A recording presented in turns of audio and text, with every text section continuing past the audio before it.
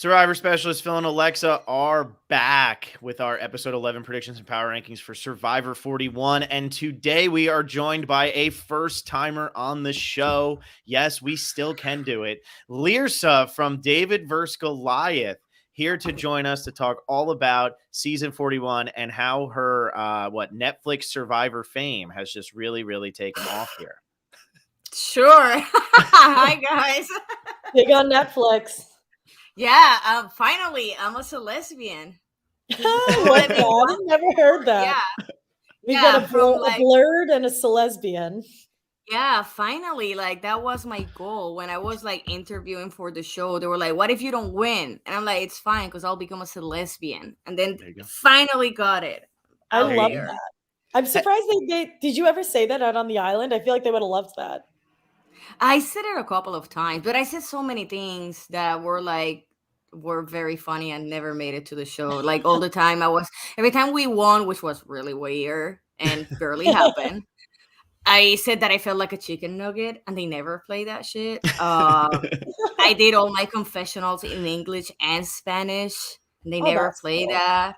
Yeah, so I curse a lot in Spanish. A lot. That's one of the reasons. It's not that they purple edit me on episode 2. It's that I curse so much that they couldn't use me for that episode because I was cursing.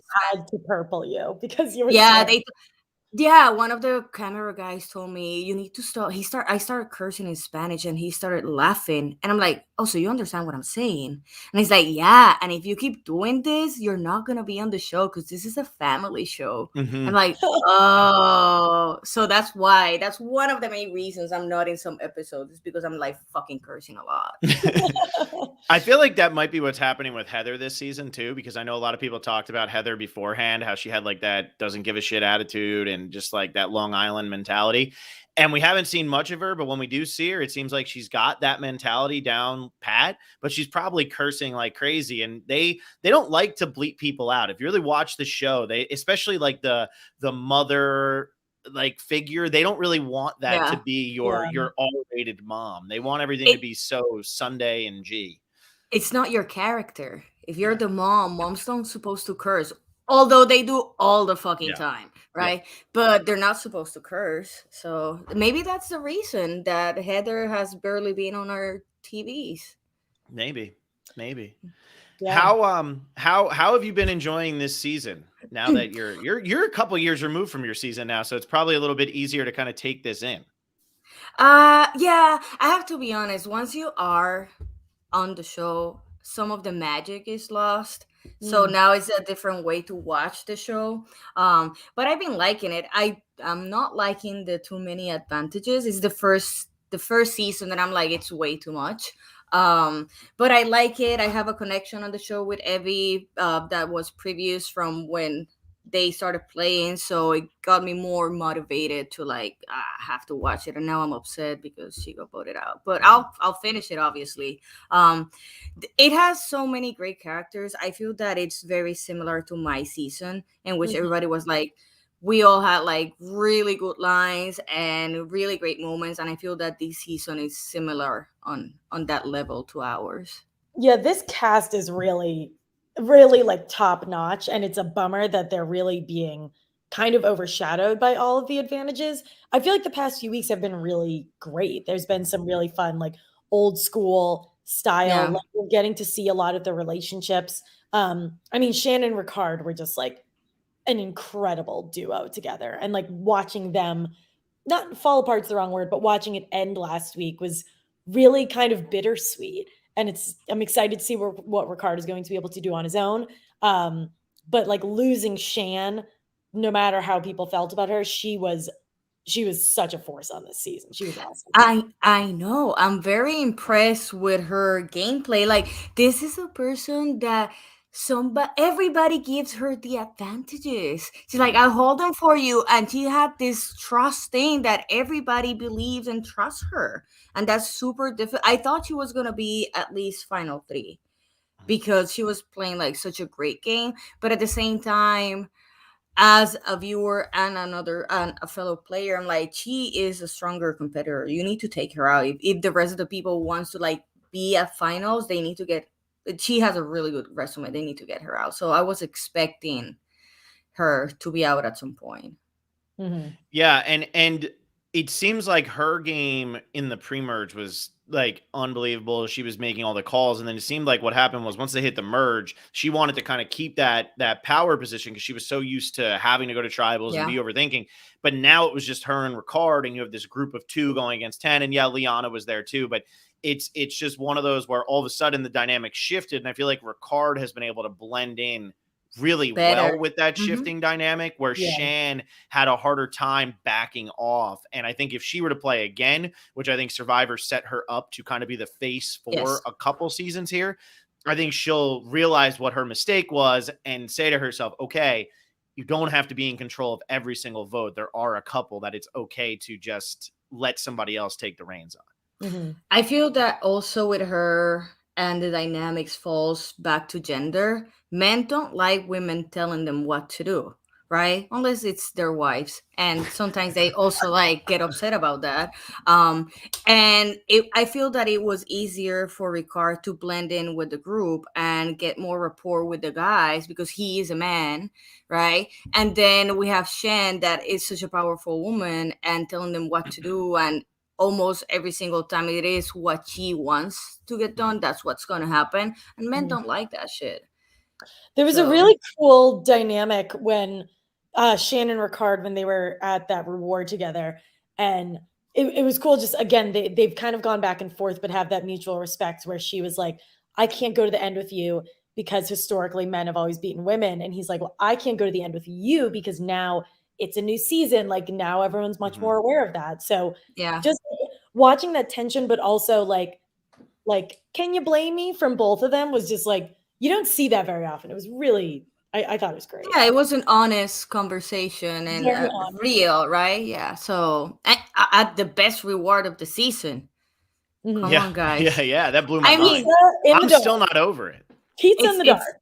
It's better than grilled cheese. That's all I'm gonna say. That's it. And the pizza, I know Brett hates the Fiji pizza, but it's not bad. I had it several times, and it's good. That's the nicest thing anybody has ever said on this podcast about pizza. Everyone says they hate Survivor pizza, but you said not that bad. That's pretty good. I mean, you're hungry. Also, I'm fucking chunky, so give me anything. I will fucking eat it. But you could have chicken nuggets. What sounds like your favorite? That's actually okay. So I have food evokes emotions, right? And my thing with the chicken nuggets is a memory emotional situation, right? It's not that I love to eat chicken nuggets. I rarely eat chicken nuggets, but that was actually the first thing I asked when I came out of the island. They were like, what do you want to eat? And I'm like, oh, I'm not hungry. And they're like, no, but you can eat. I'm like, no, I know, but I'm not hungry. They're like, you need to eat something. What do you want? And I'm like, do they have McDonald's chicken nuggets? And they're like, no. I'm like, okay, so I'll have a steak. Which is like from one point to like chicken nuggets. Complete opposite. A child to like a wealthy person. I feel like McDonald's has to sponsor Survivor. Like, could you imagine like winning a Happy Meal as a reward? Like, I'd be pumped. They have McDonald's in Fiji, and they sell fried chicken.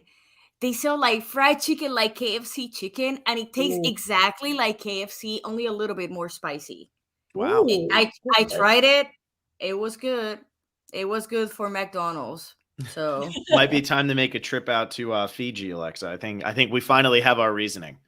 Seriously, we're really derailing this here, but I was in Finland about a month ago, and we purposely went to a McDonald's there. Like, I love going to McDonald's in other countries because I love to see like what kind of stuff they have. They have the best chicken McNuggets I've ever had.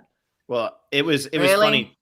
It was funny too because when Alexa and I for the 38 finale, so the season after yours, Alexa flew out. Yeah. And I lived like right around the corner from McDonald's, and we went to that McDonald's I think 3 times in 30 hours. It was pretty ridiculous. So yeah, we would go to Fiji for this. Oh yeah, no, I to be honest, I like, even though they're the fakest, I like McDonald's nuggets the best. And also McDonald's has been the only place in which somebody was confused with my gender.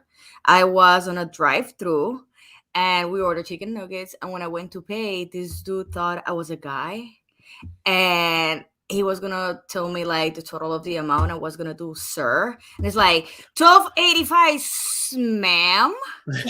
So I got called Smam. I really like it. But yeah, Smam, I like that. Smam chicken nuggets. Yeah, Smam chicken nuggets.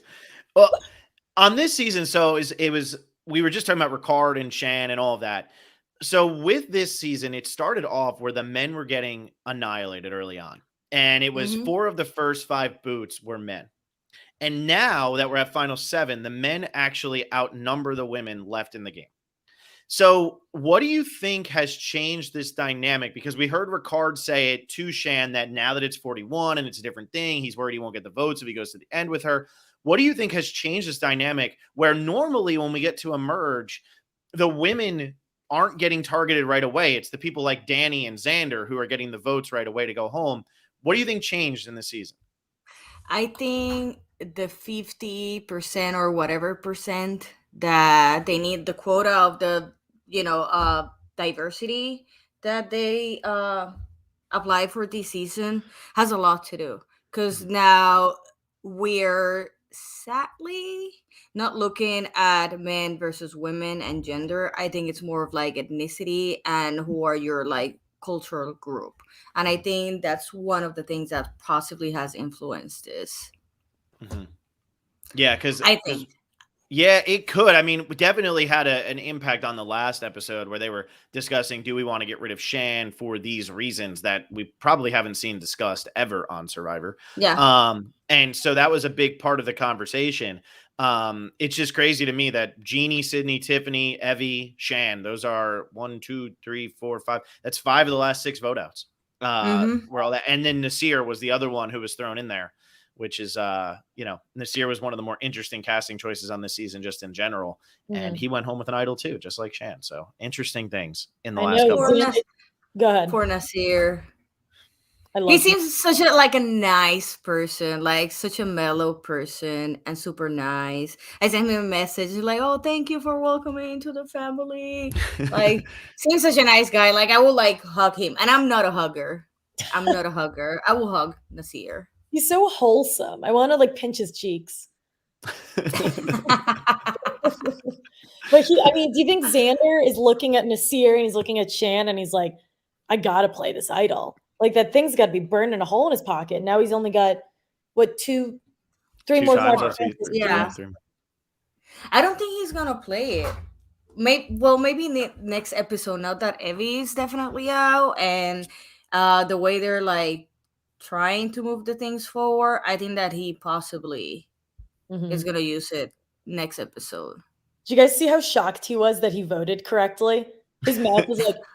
I thought that was so funny. Might be his first time this season. He has had a terrible, terrible, terrible voting record. Someone said that it was the first time since they voted out Eric Abraham. Wow. Like because he couldn't vote for the entire pre-merge. Oh, that's true. Yeah. But yikes. Now does that so Lyrsa, when you look at this, and I know this is a discussion that comes up a lot, but do you think that actually like affects how people will view him if he were to get to a final? Would people be like, well, you only voted correctly 1 time or 2 times? Or do you think that there's other aspects that people are going to be more focused on than that? Because we've heard this come up a lot in recent seasons. I think that this season is different. And I think that they're going to look at other things instead of the way you voted out the people. I think because of because of the quota and because of after COVID and so many reasons, I think that that's gonna be a less focus if he makes it to the final tribal. I don't think that's gonna affect it. Yeah, he has done like some other move. If he gets to the final, I don't think he might win. I don't know. But he gave rewards. He's being nice to people, and that is like I was watching one of the episodes, the one that Evie got immunity, and the person sitting next to me, he was like, "Oh, I'm gonna give my spot to Erika," and she's like, "Oh, that's so nice." Like, there's something behind that, honey. Nobody gives their spot for. Yeah, nobody's nice on this game. If you're too nice, they want to steal your shit. So no, it's not gonna happen. There's a Yeah. reason behind it.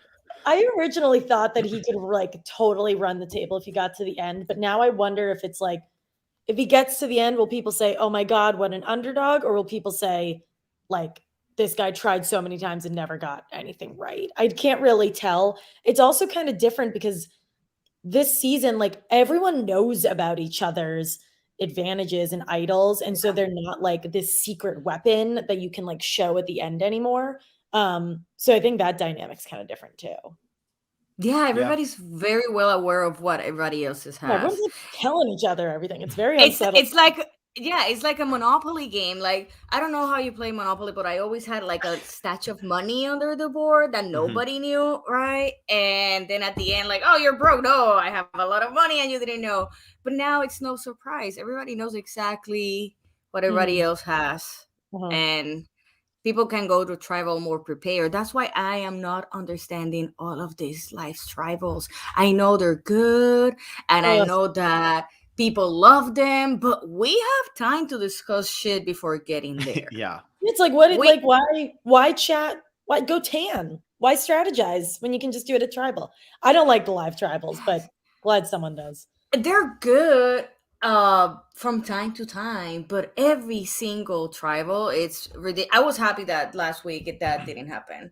Like last Wednesday, it was just like very straightforward. They voted and that was it. Because it's getting like ridiculous, especially the one before with Heather, like coming out of nowhere. Like, what are you doing? Just fucking vote. Don't open your mouth. Just get it out of go to sleep. Y'all need to go to sleep. It is very late. It is very late, and tribal lasts like really long hours depending on what's going on. So sometimes it's very unnecessary. Very unnecessary. And that one seemed like it was the definition of unnecessary. Oh, definitely. Like, what are you doing? I will have voted her out. That's what I thought was going to end up happening. They were going to turn on her. I was very impressed that she stayed. I was like, I will have voted her out for starting like shit that she didn't have to. So, all right. Before we get into this, there's a twist this week that's going to happen at the immunity challenge. Now, this was revealed by I think Redmond a long time ago. People thought this was going to happen at like 12 or something, and now it seems like it's really going to happen this week. Okay. Lyrsa, do you know what this twist is? No, because I'm not watching previews or anything this season. Okay. I'm not even reading the exit interviews. I'm going super blind on this one. Okay, I like it. Okay, so I will not spoil what that twist is. However, it is going to happen at the immunity challenge, and it is something that could impact the first person knocked out of the immunity challenge.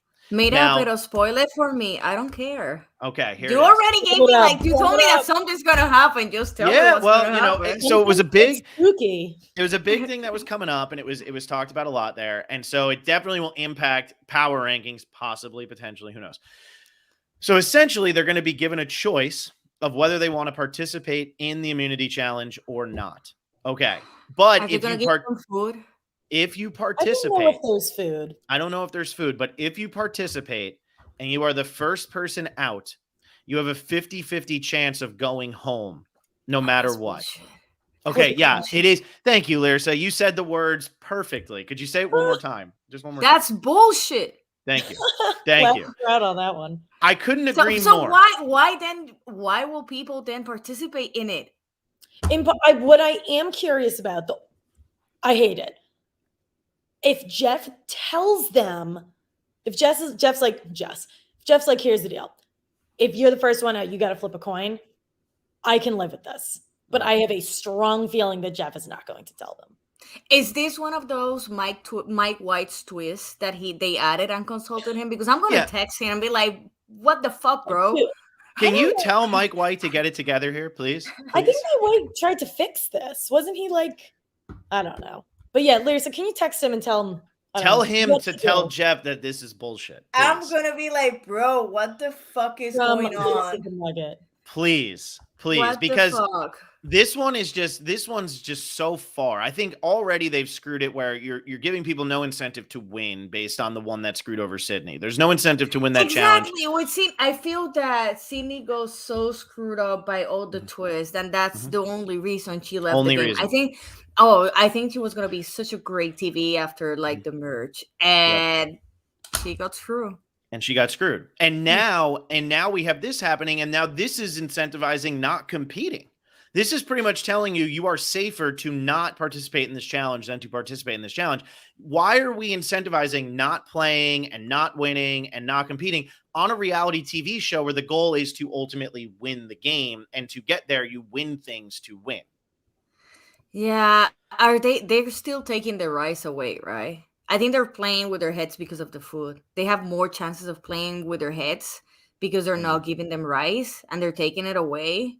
So I think that they're playing with that shit. Them being hungry and making them like, oh, you sit down if you have food, and then there's more options to like vote you out. Yeah, I would just sit out. I mean, 100% of the time I would sit out this challenge because I'd still rather take my chances of finding an idol back at camp or being able to convince people than unless literally nobody was going to participate and my name was on the line, and then I would just walk out there and do it. But how many people are going to do this? And what if nobody does it? Then is it kind of like that Pearl Island situation where nobody is actually safe? But I'd actually kind of like that. Like, I think going back to if Jeff tells them exactly what the deal is, maybe no one participates and then it's a total free-for-all. I like that. I think that sounds fine. My concern is Jeff's going to be like, if you participate, something will happen at Tribal. And then someone's going to go home because... Well, and I look right now, Danny has 0 votes against. The only player in the game who has no votes against. If Danny were to go home because of this, it's such bullshit. Like, he gets screwed by the twist that sends home one of his 2 closest allies in Sydney. And then he gets screwed by this twist for participating for being competitive. That's I mean, Lyrsa, you know it. Every Survivor player in the history of Survivor, they're the most competitive 550 people you're ever going to meet. Yes. How do you tell them, hey, don't compete?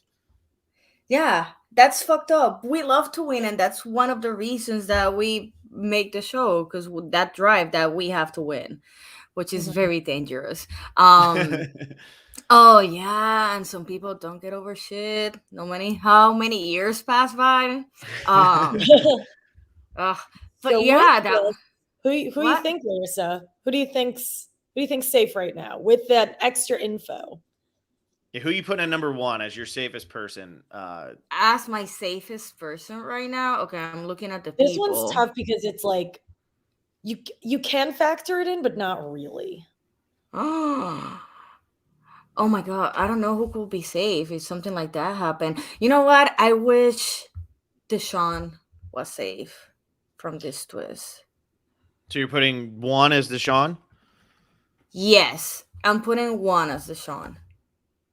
I don't think Deshaun would participate in this challenge if this were to come up. So I think that would automatically kind of make him safe, because I think he doesn't feel like he's in danger and he feels like he has the numbers. So I think he would just sit. I think with Shan gone, I think Deshaun feels and is a lot safer. Yeah. And I feel that he now feels that he might have more control of what's going to happen, because she shut everybody down with their ideas. And now, because they're like old buddies, apparently they will listen more to each other. So I think that he's in a really good spot. And he's such a nice person. Like, I also want to give him a hug. And again, I'm not a hugger. I want to hug 2 people in this season already. I know. And I have hugged Evie, so that's 3. So that's 3 people. I will hug Ricard too. But mostly because we are both Puerto Ricans, and I feel that his mom and my mom have some sort of connection. But that's... There you go. Oh my god, his mom is hilarious. Do you see what she texts him on his Twitter? I know. I seen it, and it reminds me of my mom. Do you know that my mom comments on every fucking picture I post, and she's like, "You're so beautiful, just like me." Right? I'm beautiful because I just look like her. So I think things of who you want to hug. Oh, okay. So if it was by hug base, yes, I would like to hug Shan first. And he's your number 1. Yes.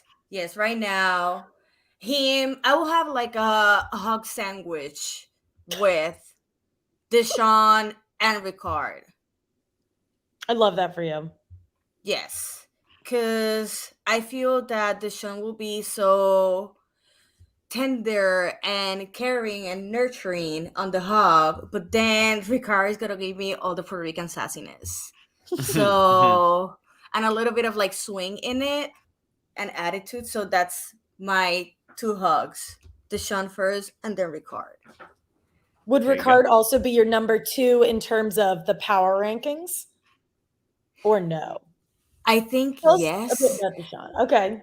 I think yes because he now has cut ties with Shan, right? Mhm. And I Mhm. feel that even though they were making moves together and people knew, since Shan was more vocal about gameplay, like Ricard's like vocal about ripe papaya, right? Mhm, mhm. And which tastes terrible, by the way.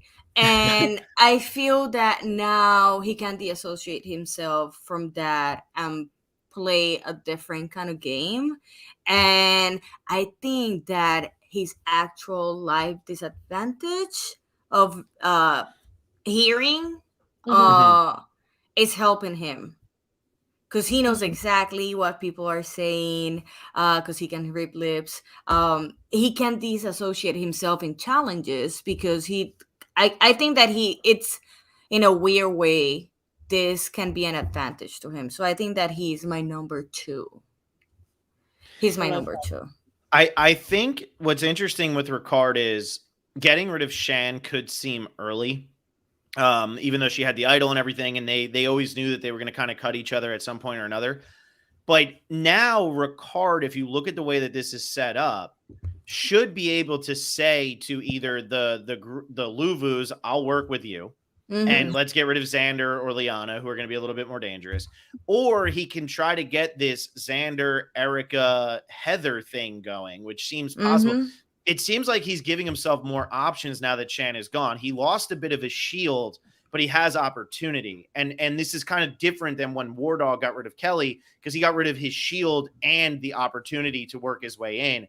I feel like now there's an opportunity for Ricard to kind of decide his own game. And Mhm. people might not be looking at him right now as the biggest threat because he doesn't have an idol. He's not aligned with somebody who has an Yeah. idol. And he's the last remaining person from UA. That's sometimes a really big deal, especially when you get down to a final 7, because now you can kind of pitch yourself as the wild card free agent. Right. Yeah, he can play both teams. Mm-hmm. Mm-hmm. Phil, you want So, to go I next? think, yeah, I think he's in a yeah. really good spot right now. So at number 1 for me, I'm gonna go with Xander. I've been having Xander pretty high on my power rankings for a bunch of weeks now, and I just think Xander is the best position to sit at Final 3 right now because of the extra vote, because of the hidden immunity idol, because people just will not flush this idol, and I think that they're going to try, and he'll play it, and he'll know it's coming, and he's also at this James Clement period now where he just has to win 1 or 2 individual immunities and he's in the final 4. Mhm. And if he gets the final 4, there's the fire making challenge. So the chances to get rid of Xander are very, very limited now. And I also think that he's good enough at challenges that if this Yeah. twist, if he were to participate in the challenge, he's not going to be the first one out of any challenge. I just don't see it happening. I think he's too physically fit. I think he's proven to be really good at these challenges. So I don't think he'd get screwed by this twist. Right. If he gets Do through we know? this Do we episode, know what the challenge is? What they're playing, or not yet? Does he have don't- balls? Alexa, I does it don't have balls? I know. don't know. There were balls in the last I love it. challenge. I know. I was like, I'll just say it. I don't know Ricard, if we would do it again. hold your ball. I love it. You know, Jeff gets so pumped whenever those come about. I love them. I'm I not love sure. them. I just know wanna I sound like a teenager. balance it. Oh, I do every time. I actually also have Xander at number 1 because I think he knows there's 3 tribal councils left that he can play that idol. I think he knows that now the target's probably going to move to like Erika or Ricard because they're the ones who kind of made this big move. So I think Xander is in the clear, and I think he has now seen 2 people go home with their idols in their pockets. So he's now hyper aware of that situation. Now, My other question is, and Lyrsa, I want to see what you think about this. Do we think that people aren't actually viewing Xander as a threat and that's why he's gotten no votes? Do we think they're just scared of the idol and that's why he's got no votes? Or is Xander actually playing a really, really good social game that we're not seeing necessarily? And that's why he's got no votes. Like, I'm trying to figure out what avenue they're trying to take us down with Xander's game right now. I don't think it's a social thing. Okay. I honestly think that because he is in a minority, and in this case in every minority, because I feel I'm not gonna get into details. They don't see him as a threat because they think that they're running the game. So I don't think it's a social thing that's keeping him alive. It's just like they don't think that he will win any votes at the end if he makes it far, even though if he makes it. So I don't think it's a social thing. And do we think though, so if he gets to the end and he pitches this, and I don't know, I mean, I think that he doesn't have, I think he has an okay chance against some people, but I don't think that he's by any means guaranteed to win. But if he gets to the end and can kind of talk about these things of playing, like not having a vote for some votes, like I guess it was really only one vote, but he didn't have a vote for the Voce vote. He had to make sure he had the idol, and like he's always been on the wrong side.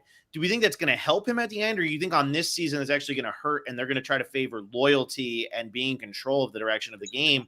Because it seemed like Shan was very angry with the Shan, but not very angry with Ricard, and it felt like it was a loyalty thing there. And has Xander been loyal to anybody all season? I don't think so. I don't think so. And not in like a malicious way. Yeah. I think that the original Yellow, was it? No.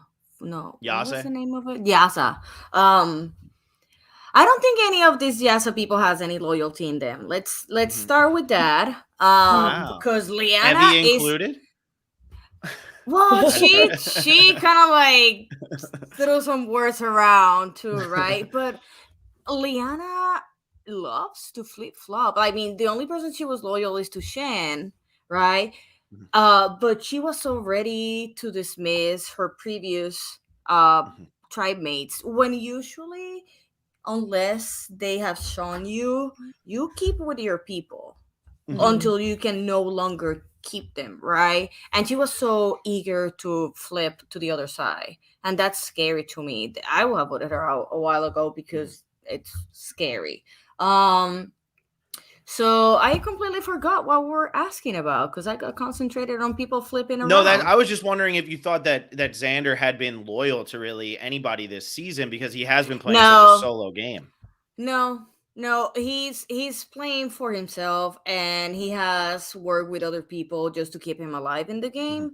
But I don't think that he has. I think that the most loyalty that he has was to Evie. That got a little bit severe on 3 tribals ago when all that came out. But I feel that he's just playing a solo thing and trying to survive with whatever he has. Yeah. Alexa, who do you have at 2? Number 2, I have Deshaun. I know he's come up a lot. I have too.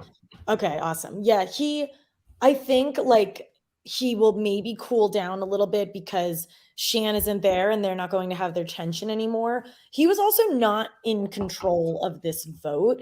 And I think that's actually a good thing because I think he can now easily point to Ricard and say, okay, well, Ricard just kind of blew this alliance up. It was his idea. He can point at Erika, who he's kind of wanted out for a bit of time. He can easily point out other people to get rid of right now.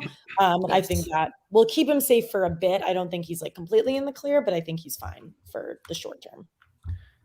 Yeah, I have him at 2 as well. And I actually, if I'm looking at this right now heading into the final 7, I think Deshaun is the winner of this season. Now, that could easily change after this week or the next week, but right now, I'm kind of on board with that. I think he's gotten the personal content that we haven't gotten from people like Danny. I think he's in a really good position on really any way you slice it. Deshaun's in a good position, unlike maybe Heather or Erika or Ricard. They could kind of go either way. And so when I'm looking at this, I also feel like, Shan might be really angry with Deshaun right now. But is anybody else really angry with Deshaun right now? And if the answer to that is no, which it's probably no, considering everybody did just vote Shan out, and I don't think the jury has any hatred towards Deshaun, I think Deshaun could definitely get the votes at the end that are needed to win. So if I'm looking at it from here, I'd say he's who I'd pick to win with 3 episodes left, but we'll see how that actually shakes up, because now this will be a turning point for him. Without Shan, if he continues to have arguments with people and kind of go at people, then that might be telling that nope, nobody's going to actually end up voting for him if he sits there at the final 3. Yeah. All right, Lyrsa, who you got at 3? Okay, who I got at 3? Let me see. You know what? Weirdly enough, I think Erika is looking good right now. I kind of like dismiss her gameplay half the season, because I wasn't seeing her except when she smashed that hourglass. Stupid twist. Mike, we have to talk. So, but I feel that she is in a good position right now. At least there's more definition of where she's going and who she's working with or willing to work with. And I think that she had a lot of points given to her last week when she actually helped make the voting out Shan possible. So I think that I can have her on as my 3rd right now. I think she's in a really good spot. Yeah, it's like a slow burn with her. She was nothing at the beginning, and now it's starting to build. And I mean, if you just looked at the post-merge, she's probably played the best game. Now, she's also been the most focal point of it because of that hourglass twist, which happened. But she is starting to play a really, really good game, and her name comes up, but it's starting to feel kind of similar to with Xander. Are they missing their opportunity to get rid of Erika? They just keep saying, we're going to get rid of Erika. We're going to get rid of Erika. She's sneaky. We don't trust her. But they keep on letting her go. Yeah. And now she's in a position where she's at final 7, and she also has a lot of avenues. Seems like her and Heather are pretty tight, even though we haven't seen Heather at all. They could go with Luvu, or they could go with Ricard or Xander. They have a lot of options, and I agree with you. Yeah, right now she's in a good spot. She can play with anybody. She can, like, you can say, has shown the Shan Danny group that she can work with them. Also, she can work with Heather. Like, I think she's in a really sweet spot right now. She should like exploit that position right now and make more moves. Yeah. I also have Erika at 3, so I gave my speech. Alexa, who do you have at 3? I actually have Ricard at 3, and I have Erika at 4. I actually think, even though Ricard, I think it's really, like, kind of 50-50 on Ricard and Erika, who can take the credit on the Shan thing. But Ricard, I think, will be able to bounce back from, like, being seen as the Dragon Slayer to Shan. I also think, in terms of this challenge, he's proven to be very good in challenges. So even if he doesn't win it, if he chooses to participate, even if he doesn't win it, I can't imagine that he would be the first person out. And I just think he has a good sense of, like, calmness, and he can now always point to Erika. Like sure, it was like, I want to scare her to Shan, but Erika's the one who came up with the idea to split the votes. So I think he'll be okay. I don't think Danny and Deshaun are going to come, like, full on gunning for him.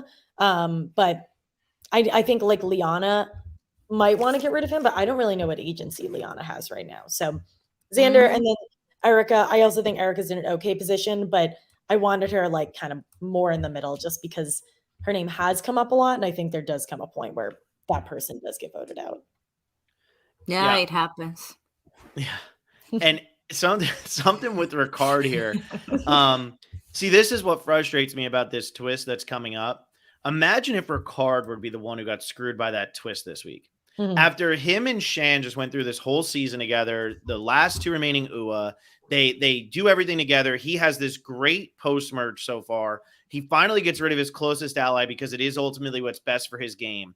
What a sizzle out of a storyline that would be if it were to be Ricard this week who got screwed by that twist. It's such a short-sighted twist. That's what frustrates me so much. I ultimately don't think it's actually going to screw anybody this season.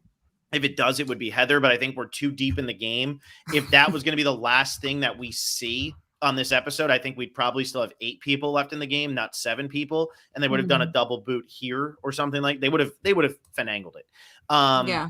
So I just think, like, what are they going to get rid of somebody halfway through the episode, and then we're going to have 4 people going into the finale? That just seems outrageous. So I that's just what frustrates me. I have Ricard at 4. I think Ricard is safe this week, but that's where my irritation comes. I think about the worst case scenarios with some of these twists. And granted, they don't come true all the time, but that's what you have to be thinking about when you put a twist into effect, because sometimes you do get the worst case scenario. And when that happens, it really can ruin a season, and it can ruin, just people's chances of winning the money or winning the game or gaining the popularity needed to become, kind of the star of a show. And a lot of people nowadays, I mean, hey, it's 2021. Like, people are using this to jumpstart livelihoods half the time. So, like, what are you going to do? I think that it's something that needs to be taken into account. Like, you can't just be using everybody like a puzzle piece at this point and saying, well, screw it. They knew coming out here it's Survivor, but that's not Survivor. Making somebody go home because they decided to compete in a challenge and they lost. That's not what Survivor is. The social aspect is just being thrown out the window with that. Yeah.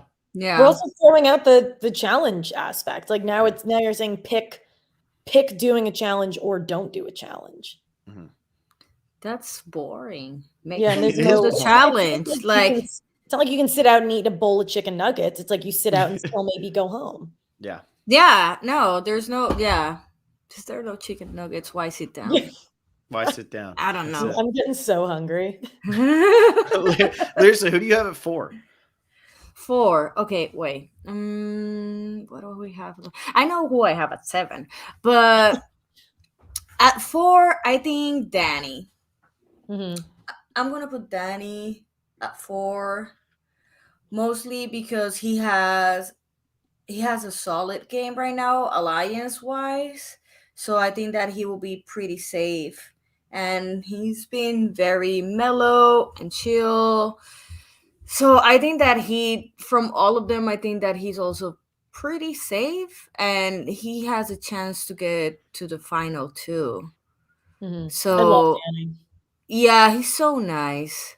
I will give him like a sidewise kind of like hug. So yeah. Like an awkward side hug. Yeah. Like, hey, buddy. He's just so muscular, like you gotta really his chiseled abs and pecs. I know he can like snap me in half. We're not careful. Yeah, I think Danny has been playing a really good game. He's very calm and collected. And obviously he's an NFL player, so he has strategy in him. And yeah, he's 4. He's 4. He's my 4. I really like Danny. Unfortunately, Danny is my 5. I'm starting to move into people who I think can go home. And honestly, I'm putting the twist, like the next 2 people I have, I think it's a combination of the twist and their positioning in the game. Danny's been super vocal about hating these kind of twists. So I feel like that might be production kind of winking at us and saying that they're about to totally screw the guy who hates this the most. However, the reason I don't have him at the bottom is because I think he has a great social standing. He hasn't received any votes. Nobody seems to be talking about the fact that he hasn't received any votes. He's really good at challenges, but not seeming like he's an Aussie. He's got Deshaun, and he can always use Deshaun as a meat shield because Deshaun's been a bit more outspoken. I think he's in a great position, but I think he might get hit by this. You think? I'm really hoping you're wrong. I also have Danny at 5. I love Danny, and it's funny because when I text with people just in general, it seems like Danny is really standing out to everybody. I think Deshaun and Shan have polarized people, where that people really, really love them, or they started to get really annoyed with them over the last couple weeks. I think Ricard just has a polarizing personality. I don't think there's really anything you can do about that. I think that's just how Ricard is. But I think with Danny, he's been universally loved. And it's hard for me to kind of tell everybody when they text me that, like, I really think he has zero chance of winning at this point because of what we're getting from him. Like Lyrsa, you were on 6-7 episodes of Dave vs. Goliath. I feel like we got more personal content from you than we've gotten from Danny. I feel like we've had no personal content. He's getting confessionals. He's talking about things. He's definitely involved in the game. But like, what's Danny's home life like? What's his struggle? What is Danny overcoming? What is Danny looking to achieve? What hardship is in? We know hardships that Sarah went through with her grandmother during COVID, and she was in one episode. I don't know any of this about Danny. And that's where I think he just has a chance of winning. However, I will say that based on the fact that he is as big as he is, an ex-NFL player, looks like he should be a target right away. He hasn't won immunities, and he still receives 0 votes. He's playing such an unbelievably impressive game. And like people like Joe Anglim need to take notes on this game because Joe got voted out right away every time that they get rid of him, except for a second chance. Danny's not having that happen. So what is Danny doing right? And he doesn't. Everybody knows he doesn't have an idol. Everybody knows he doesn't have an extra vote. Yeah. But he's doing something right to ensure that he is not getting any votes. There's something very impressive about that. There's so many things that happen that nobody gets to see because every episode is like 72 hours of film, and then it's just 40 minutes.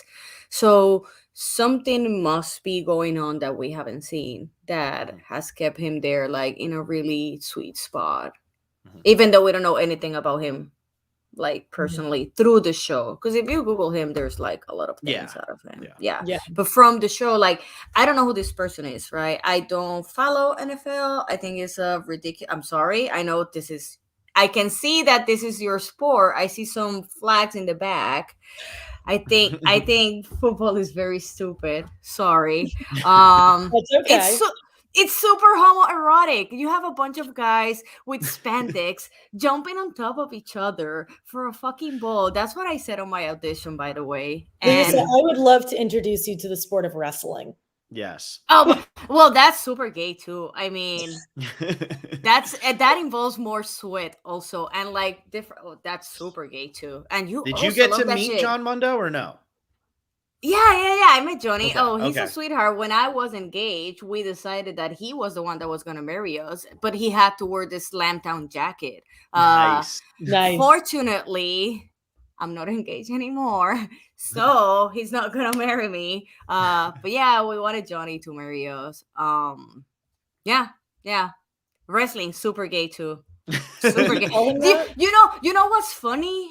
That America loved this like heavy sports with men sweating and jumping on top of each other. But a lot of you guys are so homophobic, and I don't get it. Like, you're watching guys like doing this shit, but that's very gay to me. But whatever, this is not the podcast for that. Danny, last question. Did you tell Johnny Mundo your take on his sport? No. I didn't tell him, but we made so much fun of Slamtown all the time. It's a great place. First of all, when I saw the jacket and like his sweater or whatever it was, I don't know who this person is, right?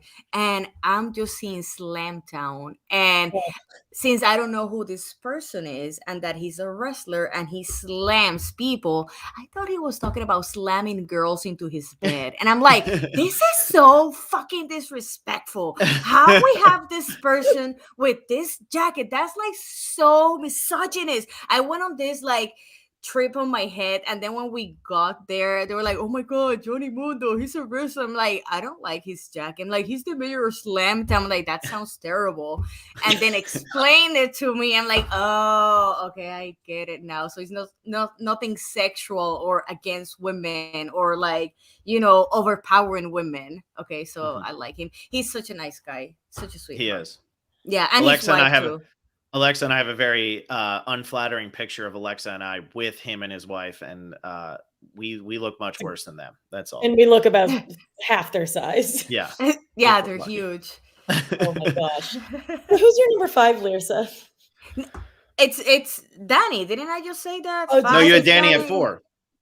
Oh, number 5. Okay. Oh, fuck. You went to Shan, Ricard, Erika, Danny. So you have Xander, Heather, and Liana left. I'm gonna play Xander. Mhm. because he's playing solo at this point, right? He does has that idol that will help him at least survive one extra tribal if his name comes up. He's really good at challenges. We have seen that. He's really good at giving rewards and his spot on other stuff to win some, I guess, jury votes at the end. But I don't feel that he has the strong of connections and people working with him that will grant him something higher. Mhm. But because of his idol, he doesn't have to be super at the bottom. So yeah, Sander is my fifth. And Yeah. I haven't seen him like saying anything really bad or Yeah. terrible at other people. He's just like solo. That's his problem. He's solo. He didn't make enough good connections when the merge happened, and or that we seen it to grant him a higher spot. I think that's the main situation with him. Mhm. We Yeah, he all have seems very this. nice. Yeah. I feel like people like him. I know that a lot of models have been hitting him up. So that's all I know. Hey, how do you know I texted him, Lyrsa? How do you know that? I can't tell you. I can't tell my Yeah, sources. Yeah, can't tell. But he's living his best life for sure. So yeah, he's at my fifth right now. So we all have the same bottom two. We're all Oh, in definitely. agreement with this, either with this twist or with the blow up that's coming from Liana. Either Heather or Liana are toast. Lyrsa, I'll start it with you because you had the biggest facial reaction to that. Who are you putting at 6, and who do you think is going home this week? You know what? I think that between these two, Heather has more chances to stay than Mhm. Liana. Because Liana, baby nugget, we have to talk. You decided to just flip to the other side and forget about your original tribe mates, which to me is a very faux pas about loyalty, right? I mean, this is the people you started with. I get it. At some point, you need to cut yourself out, but you were so quick to do that, right? And then your super strongest connection was Shan. And I get why you had that connection, right? And when I was rewatching the episode early, I kind of like connected with them and was like, you know what? I would have been in the same spot if Elizabeth and I would have been put in that position, right? Mm-hmm.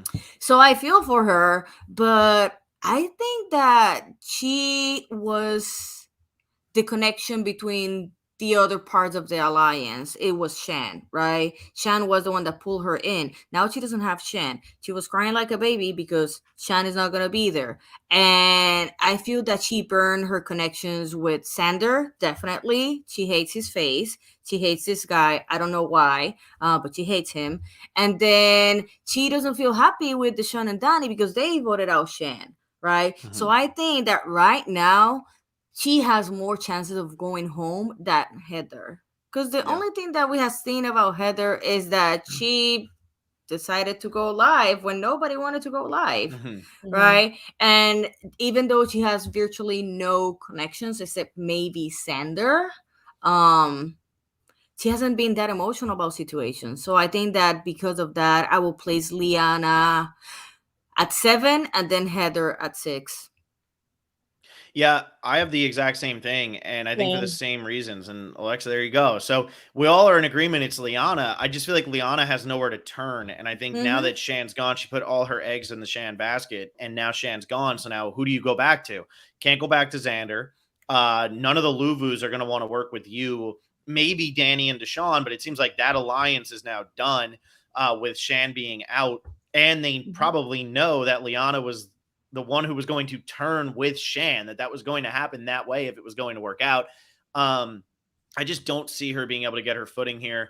And then, I mean, Heather, maybe she gets screwed by the twist, but if she doesn't get screwed by the twist, why would you get rid of Heather now? My biggest thing is, how does Heather not make final 3 at this point? Because she's not going to win, and everybody knows she's not going to win unless she's getting Kelly Wigglesworth at it from way back in Second Chances, where all of a sudden we just hear, we got to get rid of her because she's going to win. Like, there's no way. So I think Heather is just like, I'd be surprised if she doesn't make final three, but because of this twist this week, I feel like we got to assume that she's going to be on the chopping block, at least for this one. Yeah, Heather's sort of in the position. It's like when Sunday was voted out and everyone was like, she's gonna win. And we were like, but you didn't show anything about her. I also think that Heather has like quieted down a bit the past few weeks. So I think that's making her less intimidating versus Liana, who's probably about to be super pissed that Shan went home.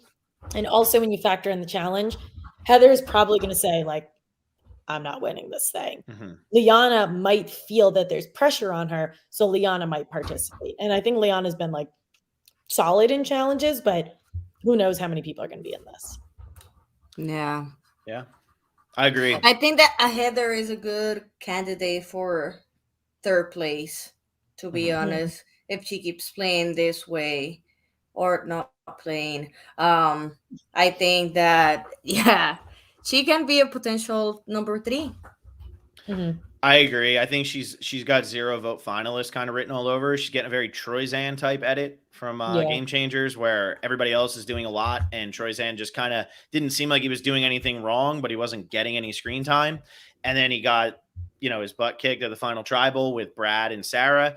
I could easily see something happening just based on what we're seeing, where Xander, Erika, or Xander Deshawn, or Erika Deshawn are sitting there at the end with Heather, and the other two just get all the votes. So why, she just gets that 0 vote finalist edit. And I don't think that this would be one of those instances where, like Julie Rosenberg, sometimes it feels like she just got no votes because there was just a disconnect there, and it might be because she was an older woman or something. I don't feel like that's the case with Heather here. I think that Heather really has had no control over where this game has been going the entire time. And I think everybody else from that original Luvu tribe has kind of guided her through it. And maybe that's true, maybe it's not, but that's certainly how it feels. Yeah. All right. Everyone thinks Liana's going home. Well, yeah, we all think Liana's going home. So Lyrsa, here's my last question to you. Before this podcast, you said Evie was your winner pick, and then Evie obviously went home. So who do you have winning the season now? Like, who do you think's going to pull it out? So my top players were, from the beginning, Evie and Ricard. Obviously, I stick with my queer people and Puerto Rican people. But now I'm feeling either Deshawn and Danny might win this season. One of them, I have one of them winning, and maybe on the second place, Ricard. I don't know, because Ricard has been so vocal from the moment his name was released. And when you do not win, right, you don't say shit because you want to get called back, right? So to me, because of his social interactions, he is either a winner or got really far, and that's why he's saying whatever, because he knows he's going to make great TV, and regardless, he might get called back, right? Yeah. But yeah, I'm seeing either one of them. Danny, Deshawn, I have in the same spot, and then another option, Ricard. Those are Ricard really does feel like he's the only one who's been super vocal on this season. Like, I think, I mean, Sydney obviously just went like, here's my middle finger and you guys can do what you want with it. But she picked up as it started going on a little bit. And then once she was gone, she just doesn't care anymore. But Ricard, I mean, from the minute that it was, hey, I'm going to be on this season, it was like, there's Ricard, there he is. And that has not been the case with really anybody else, because I know they've tried to shut down a lot with social media and things like that. But I don't know. I always think it's annoying how CBS sometimes in these more recent seasons, it's trying to kind of like be like, no, don't say anything because we know you're not happy with how it played out. Like, then stop doing the stupid shit that they're going to be so unhappy about. Like the Sydney thing, you have to know whoever gets screwed by that twist is going to be very, very angry. Right. In Edge of Extinction, if the winner was voted out third and comes back and wins the game, you have to know everybody's going to be very, very angry. So don't do that stuff anymore. And then we'll go back to the 37 days where everybody's just all happy-go-lucky. Yeah. Sort of. Sort of. Yeah, I think they have so many rules also, like for social media and contacting people. With us, it was more of like, I mean, we never follow the rules. These people followed them, except Ricard, right? Yeah. You're not supposed to add anybody. They tell you you're not supposed to add anybody until like CBS releases your name, and everything has to be on CBS's timeline, right? Yeah. And that's why I feel that he gets to the final, because he has not followed the CBS's timeline, and he doesn't care. He's very out there. And he Very out hasn't there. gotten a bad rap for it. It doesn't seem like in any way. Like he's obviously still we all know posting. from your season with Alec and Kara, like Alec got, so screwed on that. Like we haven't heard anything about Ricard being in trouble for anything, because I think we would know by now. Yeah. They usually take things like if you were a kid, they take things away if you break the rules.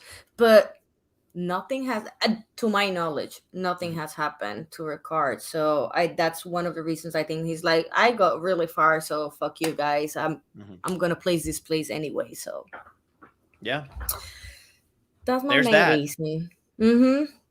He's All so sassy. I He's love fun. it. It's going to be exciting to see how he bounces back this week. Is he still fighting with Russell?